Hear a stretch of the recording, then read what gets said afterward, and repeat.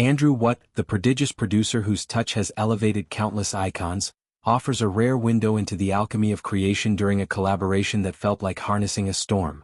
Partnering with one of music's most venerated legends on a duet-filled opus, Watt witnessed firsthand the tempestuous brilliance that has defined a 6-decade career.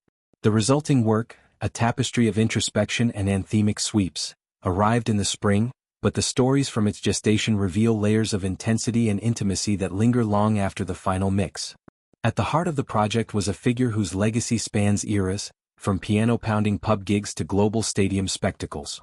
What likens this artist's creative fervor to the unbridled force of classical titans, evoking the image of a composer whose quill danced as wildly as his emotions. Specifically, he draws a parallel to a 19th-century maestro known for symphonies of sublime fury, suggesting that when immersed in songcraft, the veteran performer becomes a whirlwind, unpredictable, exhilarating, and utterly immersive. This volatility, what clarifies, isn't chaos but the spark of authenticity.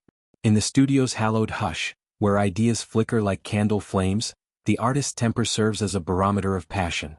What recounts adjusting his presence accordingly, positioning himself as a vigilant sentinel, close enough to intervene, yet shadowed from the direct glare of inspiration's blaze. It's a delicate ballet, one honed by years of wrangling egos and epiphanies, where reading the room is as crucial as tuning the keys. What sets this partnership apart is the artist's singular methodology, a ritual refined over half a century with a lyrical confidant whose words have birthed timeless hits. What describes the process as cinematic sorcery? Lyrics unfurl like script pages, conjuring vivid vignettes in the composer's mind. From there, melodies emerge not in isolation, but as underscore to an internal reel, chords cradling phonetics, rhythms pulsing with narrative drive. Without the anchor of verse, the music falters. It's the story that ignites the score, transforming abstract notes into emotional odysseys. This symbiotic dance with his longtime collaborator underscores the project's intimacy, a dialogue where words precede sound, and sound elevates words to poetry. What marvels at the efficiency, a far cry from the meandering jams of jam band lore. Instead, it's precision wrapped in abandon where volatility fuels velocity. The result?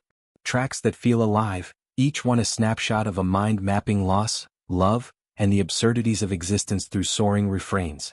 Yet, beneath the magic lay vulnerability.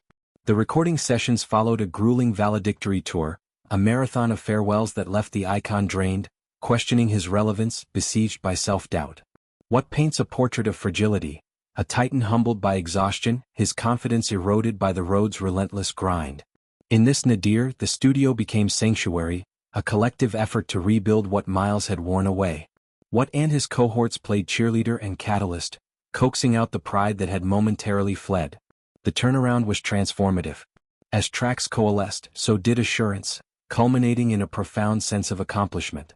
Watt calls it lightning in a bottle, a daily miracle where collaboration crackled with serendipity.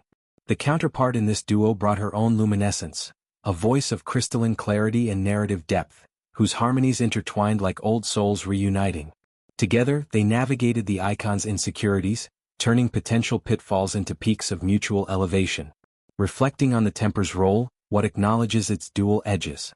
Over the years, the artist has owned his flares, framing them as byproducts of deep investment rather than diva demands. In the controlled chaos of creation, such fire forges diamonds, polished under pressure, radiant in retrospect. Watt's strategy of peripheral proximity exemplifies production's art.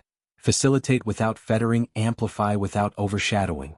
The album itself is a mosaic of moods, from tender ballads probing faith's fragility to raucous romps defying age's encroachments. Guest spots from kindred spirits add kaleidoscopic hues, but the core duo's chemistry is the gravitational pull. Watt's production sheen, crisp yet warm, ensures each layer breathes, honoring the rawness while buffing to brilliance. This endeavor marks a milestone for the icon, his first full-length team-up in ages, and Watt's involvement cements his status as a generational bridge builder. At a mere 35, he's already helmed sessions for rock pantheons and hip-hop heavyweights, his ear attuned to timelessness amid trends. Here, he didn't just produce, he preserved a legacy in flux, capturing the essence of an artist who, like his classical analog, composed not for posterity alone, but for the visceral thrill of now. Watt's anecdotes illuminate the human machinery behind hits. The lion's den of focus, the movie-scoring mind, the post-tour phoenix rise. They demystify genius, revealing it as gritty, collaborative, and gloriously messy. For fans, it's a backstage pass to the volatility that birthed Your Song and Candle in the Wind, now echoed in fresh anthems. As the project recedes into discography, its lessons endure. Creativity demands space for storms, partnerships thrive on empathy, and doubt is but a prelude to dazzle. What's Chronicle isn't just memoir, it's manifesto, for producers shadowing savants, artists wrestling tempests, and listeners chasing that bottled bolt. In an industry of algorithms and auto-tune, it reaffirms the electric unpredictability of true artistry.